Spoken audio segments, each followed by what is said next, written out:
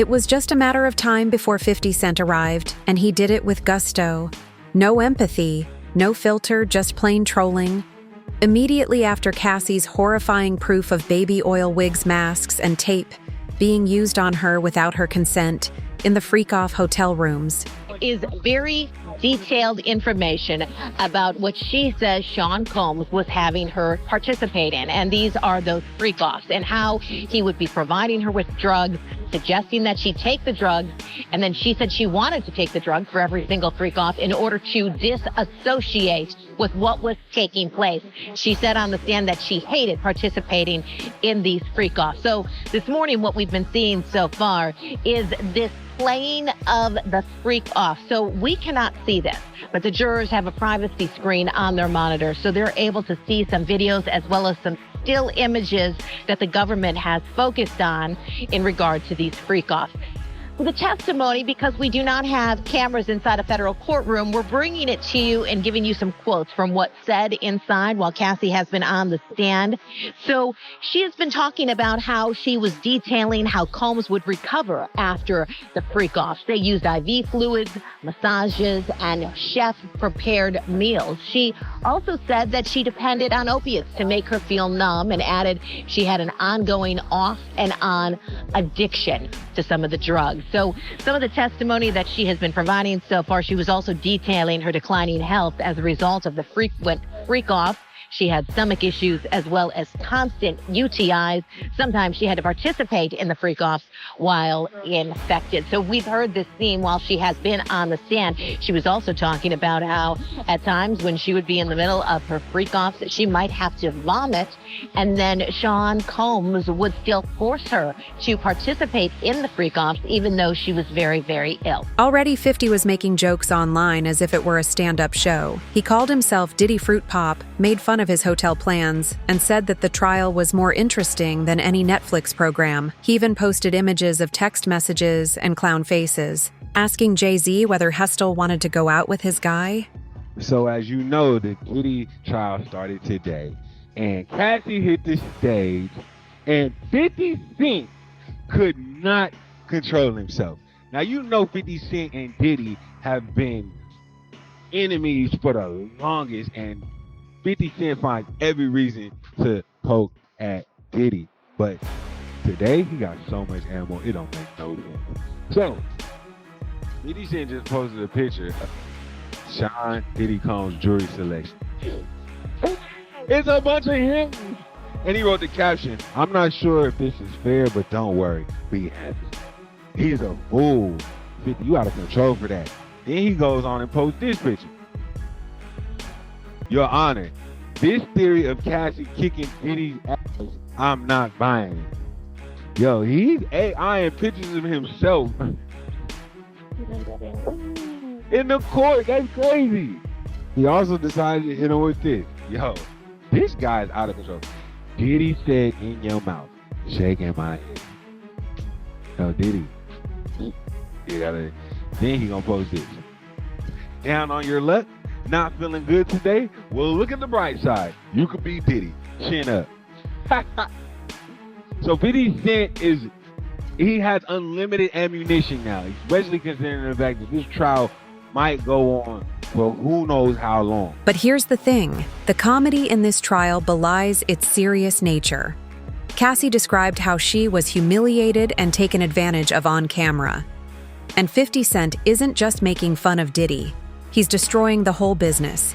The quiet, the phony connections, the phony love. This is a reckoning, not just celebrity rumors. And Cassie is exposing some very terrible things. Because the idea on the defense side is to say that Cassie Ventura was not coerced into these sexual encounters with male prostitutes under threat of violence or humiliation the way prosecutors described, but was a willing, even eager participant in the swingers lifestyle that they say Sean Combs led. And there was also some pretty surprising testimony today about Combs' drug use, allegations that he was addicted to opiates and at one point overdosed. What did we learn? Well, this was part of the defense strategy, to concede that he's a drug user. Now, maybe the public didn't know the extent But the defense was pretty frank that at one point he was addicted to opiates.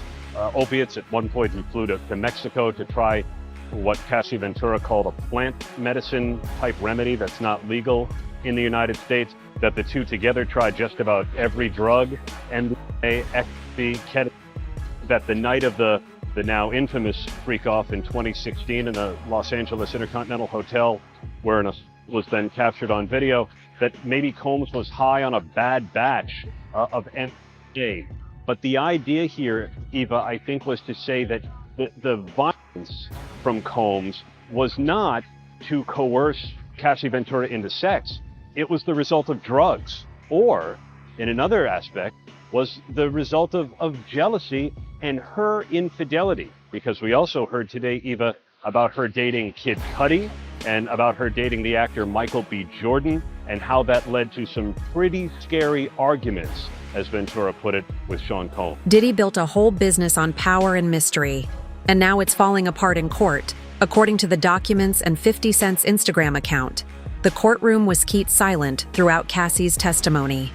Her voice is calm but deadly. There is no music or strobe lights. She described being persuaded into unusual role-playing games with strangers while under the influence of Diddy after being drugged and trafficked. The prosecution's star witness taking the stand, but it was more than that. It was how Cassie took that stand. You could hear a pin drop when those doors opened, and a visibly pregnant Cassie Ventura walking past a man she had not seen in 6.5 years. A man she says abused her for a decade. A man the prosecution said trafficked her. Well, she sat across from him, placed her overcoat behind her, turning her body slightly toward the jury, rubbing her pregnant belly throughout her testimony. Diddy, well, he was more fidgety than he was the day before. He was passing notes. He pushed himself away from the defense table and largely sat like that. They never seemed to make eye contact with one another, not even after she was crying about having loved him once and planning and participating in these freak-off sex parties because she feared him. She wanted to make him happy, but feeling worthless, feeling disgusting because she didn't want to do it. Now, with each moment, testimony became more and more graphic. Her delivery, though, it never changed. As a matter of fact, steady, calm. At times, she was even critical of herself, walking us all through how a 10-album record deal came over a 10-year period of abuse and sexual humiliation. And once you hear Cassie's testimony, you'll understand why the courtroom was so tense. She described the freak-off in lurid detail. She testified about Diddy, who she called Sean, choreographing it all. And she explained a pattern of physical abuse that she could not escape. Cassie told the jury about one freak-off at a hotel where Diddy told her to get into an inflatable pool filled with warm baby oil. The prosecutor asked, "What concerns did you have about not getting into the pool with baby oil?" Cassie responded, quote, "That, amongst other things, just his temper. If that is something that he wanted, Sean wanted to happen, that was going to happen. There wasn't another way around it." Furthermore, this was not a one-time or two-time occurrence. This was a trend. Lights, wigs, cameras, a weird music video that no one asked for, and 50 additionally, he was tweeting every few hours while nibbling popcorn on his phone as if it were a live athletic event. You heard what he just said, right? So he's like, yo, certain things they let it go by because it's fun. Like they would love. Like he would say stuff, and it's like he wasn't like in the closet, he was like in the hallway. So much you go away. No, this is regular, y'all. No, we saw the video. We saw that video. He told y'all later, you like, that's not the closet. You didn't give up. Like, yo. He was already. Nah, New Yorkers know. Because when Fab, she was like, yo, Fab, we ain't party. Fab was like, nah, we partying tonight. It's like, no, like, they did party. And I'm like, yo, they let that one go. I had to say something about it later, because I was like, oh, it was. It just feel like all these years, you've been the only one calling this out. I look like I've been the crazy guy for a long time. You're a hater. You're a hater. Yeah, and now everybody's complaining. It's hurting. Coming. Come for you, bro. All I'm saying, you see it now. All of these things, like, people were attacked, they were pillaged. What's going on? Right? What do I do for the? I went to years of a hater. You're a hater. You want this and that. Watching, like, I look at things and go, when you see the new lawsuit coming with Jay, part with Jay, I go, oh shoot, like,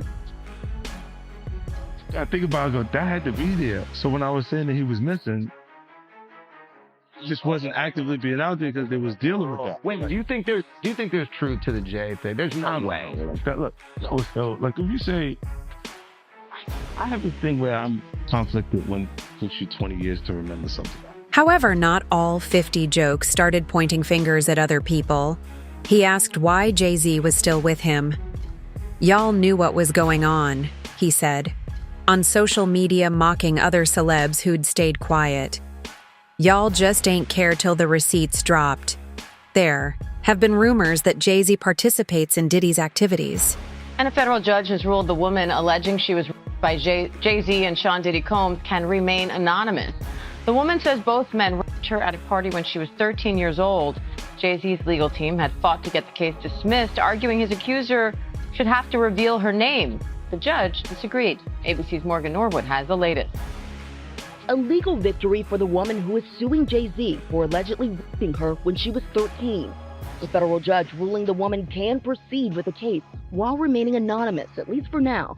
But the judge also chastising the lawyers representing Jay-Z, accusing them of trying to fast-track the judicial process by repeatedly filing motions to reveal the identity of the Jane Doe to have the case dismissed. The judge writing in a 5-page brief that the Carter's lawyers' relentless filing of combative motions containing inflammatory language and ad hominem attacks is inappropriate, a waste of judicial resources, and a tactic unlikely to benefit his client. The court will not fast-track the judicial process merely because the counsel demands it. This latest legal twist coming after the recently filed civil lawsuit by Jane Doe, claiming that Jay-Z, whose real name is Sean Carter, and P. Diddy, drugged and raped a 13-year-old girl at an after-party after the MTV Music Awards in 2000, while an unnamed celebrity watched. Jay-Z has vehemently denied all the allegations, putting out this statement 2 weeks ago, writing in part, "This is a blackmail attempt." The multi-platinum artist, who was 30 at the time, now a business mogul with decades of hits to his name, songs like Run This Town. We are, yeah, I said it, we are. This is Rock Nation, pledge your allegiance. His attorneys have denied everything about Jane Doe's account and pointed to some alleged inconsistencies in her story. It's not just that this story is a lie, and that it's not. It's provably, demonstrably false. This never happened. The judge writing that while Jane Doe can remain anonymous for now, she may be required to reveal her identity at a later date to allow Jay-Z's lawyers to collect facts necessary to prepare for trial. Oftentimes, when someone is accused of a crime like this, the accuser doesn't want to be named, and if they are forced to be named, we have seen certain people decide to drop the lawsuit altogether. Morgan Norwood, thank you. And Tony Busby, the lawyer representing Jay-Z and Diddy's accuser, says in a statement to ABC News, quote, "I will say that the coordinated and desperate efforts to attack me as counsel for alleged victims are falling flat. We won't be bullied or intimidated." We did reach out to Jay-Z and his team, but did not get a response. The most primitive aspect, Diddy has never once clapped back. No whisper, no post. As the world lights him up and 50 takes the lead, he is just sitting in court with his arms crossed.